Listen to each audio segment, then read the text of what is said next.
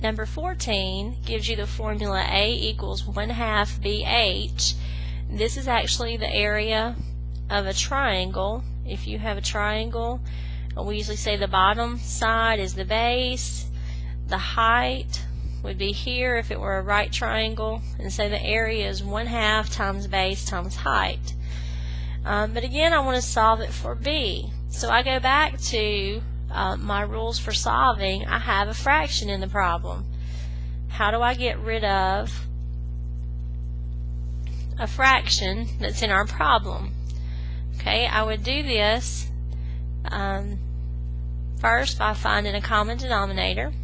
So since that's my only fraction, my common denominator would be 2. So I'm going to multiply both sides of the equation by a 2, just like we did on the previous section. So I get 2a equals 2, we'll divide into 2 one time, so what's left over? 1 times 1 times b times h, which is just b times h. And then I want b by itself. Because it's multiplication here, I would divide by h. Divide by h. H's cancel or divide out, so b equals 2 times a over h. So that's my formula rearranged or solved for B. The last two problems are just what we call linear equations. They're not specifically formulas for anything, but it gives you the equation 2x plus y equals 5. We want to solve it for y. And this skill is actually specifically something you will be doing whenever you get to intermediate. We may look at a little bit at the end of beginning algebra. So I want y by itself. Let me rewrite my problem. If it's a plus sign that's separating these terms, how do I move the 2x? Okay, I actually just move it over. I want y by itself. I already have a 5. If I bring the 2x over, it's going to be a negative 2x. Now, can I combine these two? Well, they're not like terms. One has a variable and one does not. So I can't combine. But I will go ahead and show you that usually we write the variable term first and the constant term last. Either one of these are fine. You could type it in just like this and the computer's going to take it. Okay?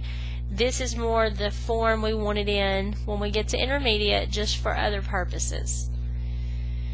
Okay, and then 16, same kind of problem. It says solve it for y. So we have a negative 2y plus 4x equals negative 8. So first we want negative 2y by itself. So I'm going to keep it on the left side, bring down my equal sign, bring down negative 8, move the 4x over, which will make it a negative 4x, and then I need just y by itself. So because this is multiplication, it means I divide by negative 2. Everything over here gets divided by negative 2. Negative 2's divide out, y equals, I have negative 8 minus 4x all over negative 2. Now this is one that could be simplified, because if I were to write this out and say negative 8 over negative 2 minus 4x over negative 2, if I separate it into two fractions, what are these going to reduce to? Well, I would actually have y equals negative 8 over negative 2 would be a positive 4. Negative 4x over a negative 2 would be a positive 2x. So this is completely simplified. Okay, you can't reduce like that unless all of these terms, are divisible by the same number. That's why I could reduce. And then remember also, I could write it as 2x plus 4, or y equals 2x plus 4. Either one of these would be correct.